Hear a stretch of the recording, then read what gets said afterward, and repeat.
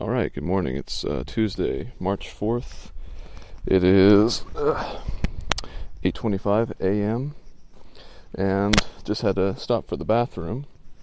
So this is a bunch of noise. And while putting everything back together after using the bathroom, one of my back rear pockets broke on my backpack, which is now, I've lost 3 pockets total on this backpack, and I've just sealed them shut with zip ties. Good riddance. I don't think I have any more pockets that can fail while I'm out here, so that was the last of it. And now I'm finally getting back on the trail. I'm by myself, so I took the opportunity to drink a bunch of water and repair, to seal shut the pocket that I'll never be able to use again.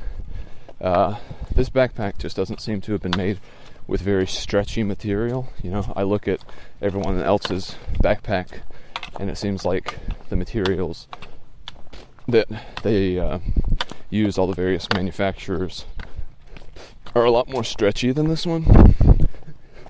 This one just has like a very finite ability to stretch, and so God, my backpack feels so light right now. So the zipper just popped off, and it was doing that thing where you zip it up, but there's like so much pressure on the area around the zipper that the zipper itself, like the interlocking little teeth, just kept popping open. So I was like, well, geez, can't do anything about that. So all of my bathroom materials are now in the bottom of my big pocket that holds my rain stuff. So I don't know, you just keep moving stuff around, I guess. What can you do? You just press onward. I drank a bunch of water, like I said, so my pack is very, very light. I have pretty much eaten all my food. Had a very perfect resupply. I think the only thing I really have left is a little bit of peanut butter, some strawberry jelly, one wrap, and a thing of ginger soy star-kissed chicken creations or something like that.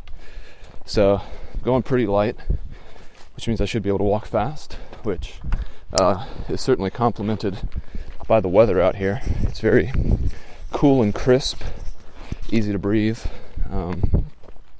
It's very similar to the weather yesterday. It was a pretty chilly night, but let's go back even farther. I think I made the last clip when I was en route to the campsite where we stayed last night. Pooh Bear, Forrest, and I were all kind of leading, and we got to this campsite area that we'd all been aiming for. Couldn't really find the exact area mentioned in the guide. There's supposed to be like a picnic table. We didn't really find that, but in any case, there was this cool little lake thing with a swing, like a rope swing, and we played around there for a bit. We spent a long time trying to find a campsite that looked decent.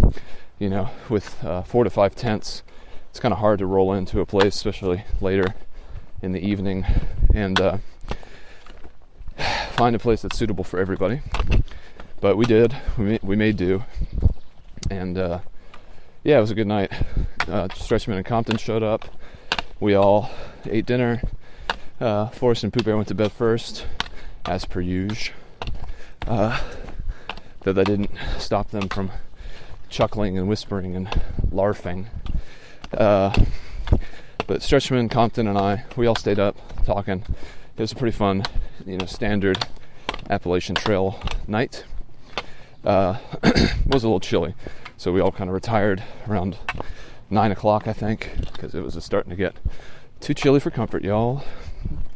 And now, let's see. Slept pretty well. Cold weather notwithstanding, I was kind of just on the edge of being cold all night, but I had enough between my sleeping bag and the clothes I was wearing to be all right. Excuse me, sorry. Just drank a bunch of water. So, anyway, woke up at 6:45 to the sound of Stretchman banging his stakes together to get the mud off, which was as good of an alarm as anything else. Coming through some sort of a road crossing now. Whenever I'm by myself, I do get a little bit of a creeping worry that I'm going the wrong way. Not so much anymore, but the little road I just crossed looked like some stuff we crossed yesterday. But I mean, to be fair, everything looks like what we crossed yesterday every single day. So, whatevs. Anyway, got up, had 2 cups of coffee, which is rare, but Compton was kind of last one to the table this morning, so to speak. So, took the opportunity to have an extra cup, and that certainly inspired the bathroom trip. And headed out a little bit before 8. Like I said, it's 8:31 now. And we stopped by the lake one more time so that Compton and Stretchman could see it. And I swung on the swing, which was fun. Got a little dizzy, but what do you expect? What else? Yesterday, Forrest and I built like a little bridge to cross this little waterfall thing that was dumping excess water from the lake to like a stream below. And that was some fun teamwork. It's kind of scary getting across it, but we did it. And now, if that rock is still there, people can continue to do it because there's like a campsite on the other side of this little waterfall. But it was just a little bit too far to make the jump. So, anyway, I'm out here feeling good. I was kind of worried. They call Pennsylvania Rocksylvania, very original, and I was kind of worried that my feet might hurt from yesterday. Walking on all these rocks, you can't really avoid like stepping kind of awkwardly on them, which tends to make your feet feel pretty tender by the end of the day. But I feel great. I guess a little gassy at the moment, but that's what you get when you drink like half a liter of water in one sitting. And we're headed hopefully to Walmart today via Port Clinton, hoping to get there after 18 miles, so around 3 o'clock probably, and hitch in over to Walmart, and then hitch back out, do another 6 miles or so to, I think we're staying at a shelter tonight. And yeah, Walmart resupply is always the best. It's like they have the best versions of everything you could want. And I want to get some more Starbucks coffee, probably 2 packs, just so I can not have to worry about running out again. And hand sanitizer, some Dr. Bronner's soap.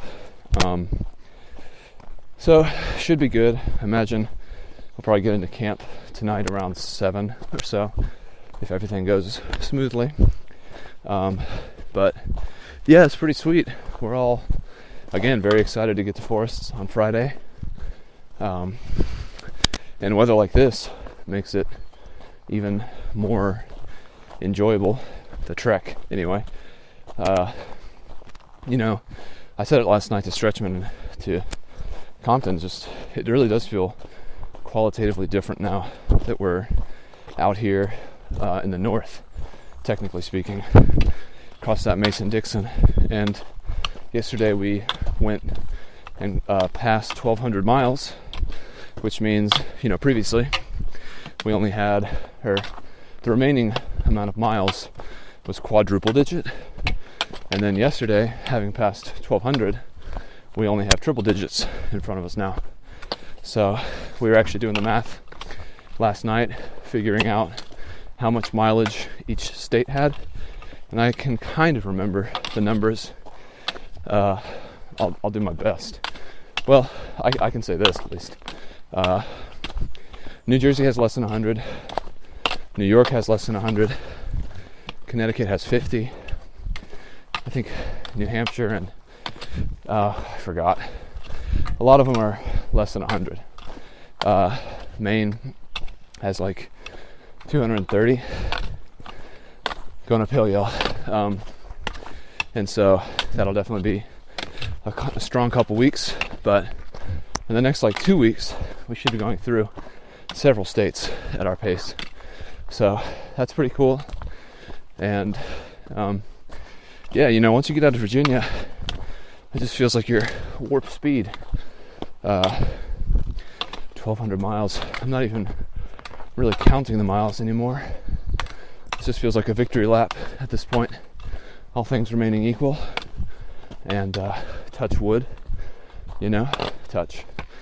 Got another clip to do this week for the trek about bodily changes, which I'm excited to talk about, because the body has actually been, this is probably apparent at this point because I've said it so many times, but it's been the most difficult part, the physical aspect, which again was shocking to me. 俺はショックです. I am shocked. Just because, I thought my physical fitness level would allow me to basically just have a cakewalk out here, but such was not the case. And a thing that I don't remember if I've already said on this show,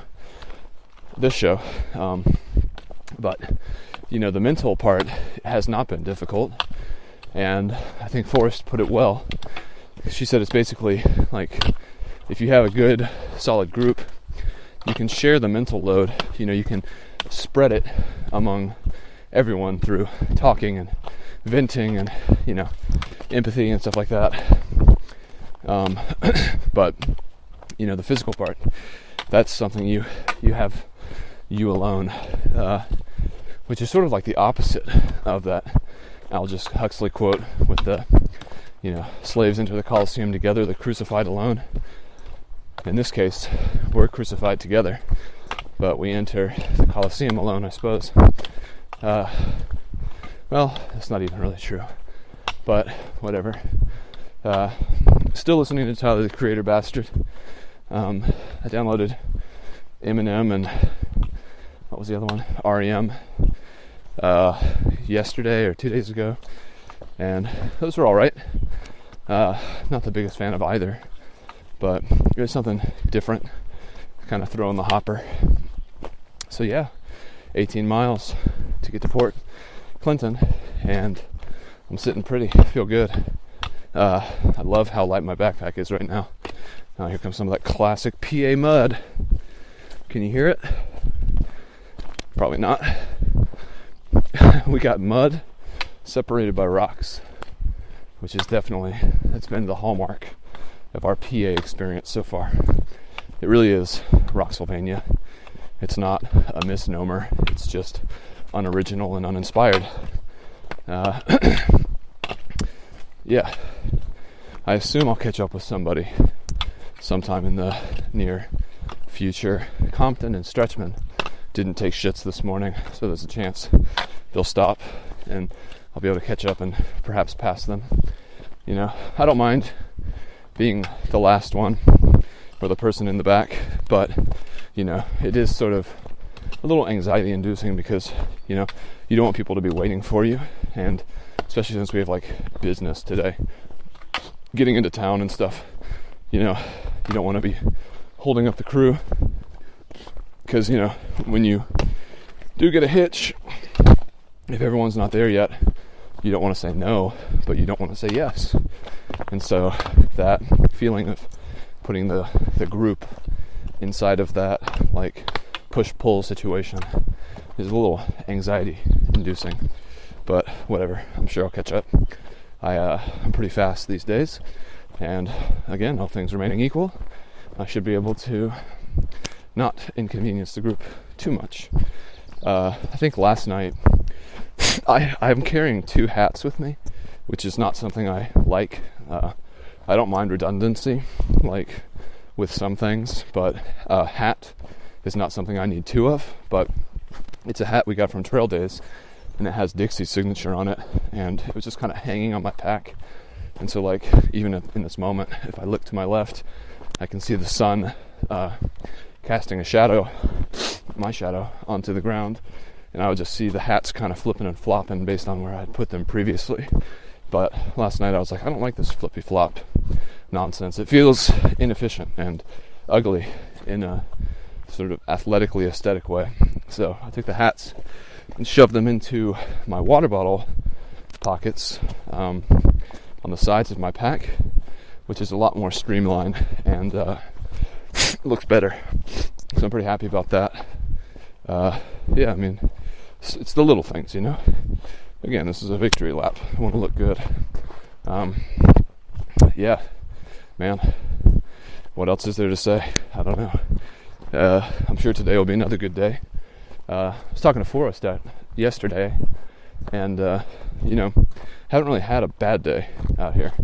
Even the worst days have been good days that I'm at least thankful for. Like, this is sort of the thing I want to talk about on the trek clip. Like, the hardest day I had out here on trail was the day that my Achilles heel hurt really badly. And I was just walking so slow. Like, I could not get past how painful it was to walk. And it was like very, very disheartening and scary and humbling. Because, you know, I was worried that, you know, I don't know how many days I could press on feeling the way I did. And so the thought of like ending my hike because of injury, you know, it's a persistent thought, especially you're by yourself, you get in these thought patterns. It's just like real life, you know, without something to shake you out of it, a support system or something similar, a distraction. You know, you just go back and forth on all these thoughts. And so I just remember this very, very clear moment. The path diverged in the woods and I took to the road less traveled, I suppose. Anyway, that was a tangent on the side. I think I did mention I had 2 cups of coffee, so forgive the frenetic vocalization. But anyway, I just remember climbing up this hill, and my feet were angled. I was climbing, so if you think about how your feet have to be positioned on an incline, they're sort of like your toes are closer to your nose than they would otherwise be. And I couldn't walk straight up this hill, and it wasn't particularly steep, but it was the inclination of my foot was putting stress and like tension on my Achilles heel, and it just hurt so bad. So I actually had to walk up this hill sideways, like shuffling, and like I just couldn't believe it. I think it took me 10 hours that day to hike 20 miles. And it was my hardest day, like I said, because it felt bad all day, the entire day. You know, I'm proud of myself for not stopping and for not, like, going, whoa, fuck, to a really dark place. And, you know, like, persevering despite the pain, just hoping against hope, really, that this was like a temporary pain.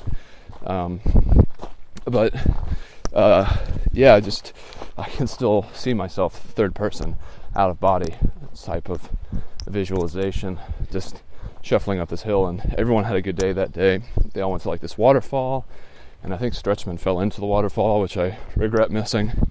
But yeah, I wasn't able to do anything fun that day.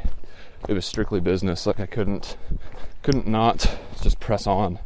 And I remember like getting to camp that night, not feeling defeated. I felt pretty victorious, because I was like, yeah, I made it. It wasn't dark yet, but it was close. Everyone was like, I think, done eating, and I haven't been cooking in a long time. I've just eaten like cold stuff at the end of the day. I only have cooking stuff for coffee, but everyone was basically done and about to turn in, and I got there, and I was just like, I don't know, I couldn't really convey the experience to them, because it was just so not what they had lived. And again, the pain was subjective. I couldn't even really describe, and I still don't think people have a concept of what kind of injury I was going through, because, you know, my heels got cut up, and then I had to wear my Crocs for a hike, which caused my Achilles tendon to flare up in one of my legs, my left leg. And that injury took like 3 weeks to get over. It was really, really crazy. It was multi-staged. There were different parts of it. I don't know, it's a standout experience, and certainly one that I will relay to others in the future when they ask me about stuff that is relevant. But I definitely want to talk about it because, it was also the thing that made me have to stay at Woods Hole Hostel. And I remember being at Woods Hole, and Neville, the caretaker, was like, before every meal, we had to like go around all holding hands and say like what we were thankful for and who we were. And I remember that first day when I got to Woods Hole and I couldn't keep going with the group. I was like, I'm thankful for the extreme pain that I went through the other day, because it was really a humbling and perspective shifting experience. So hopefully I didn't just blow all my steam describing it now, because I still want to recapture it later. But in any case, very important experience out here on the AT. I'm gonna stop real quick and pee, and that'll be the end of this clip. Oh, I gotta pee. So, yeah, for what it's worth, I'm out here, 8:47. I guess this is probably like a 20-minute clip now, which is good. I feel good about this clip. The past few have been kind of, obligatory and not so extemporaneous and inspired, but this one felt good. I enjoyed it. But it's time to go back to Tyler, the Creator, really bust out these miles so we can get to Walmart. So I will talk to you.